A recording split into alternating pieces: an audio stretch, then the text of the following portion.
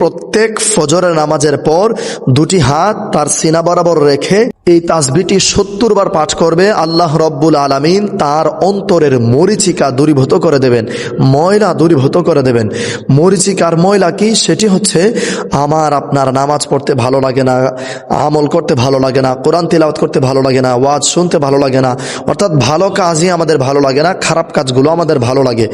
এই রকম কখন হয়? যখন আপনার অন্তর গুনাহ করতে করতে করতে করতে একদম কালো হয়ে যায়, যখন আপনার অন্তরের মধ্যে, আপনার কালবের মধ্যে মরিচিকা ধরে পড়ে, জং ধরে যায়, ঠিক তখনই আপনার আমল করতে ভালো লাগে না, নামাজ পড়তে ভালো লাগে না, পাক পবিত্র থাকতেও ভালো লাগে না।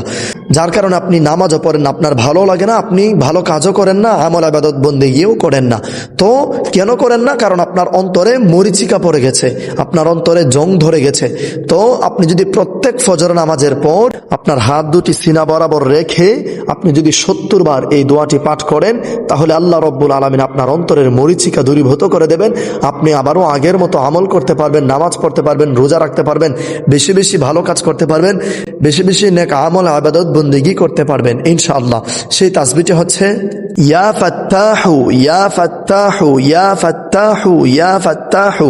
আপনি বুকের উপর সিনা বরাবর হাত রেখে ইয়া ফাত্তাহু এই দোয়াটি 70 বার পাঠ করবেন। প্রয়োজনে এভাবে হাত রেখে হাতের আঙ্গুলের মধ্যে এভাবে গুনে গুনে 70 বার পাঠ করে নেবেন ইনশাআল্লাহ।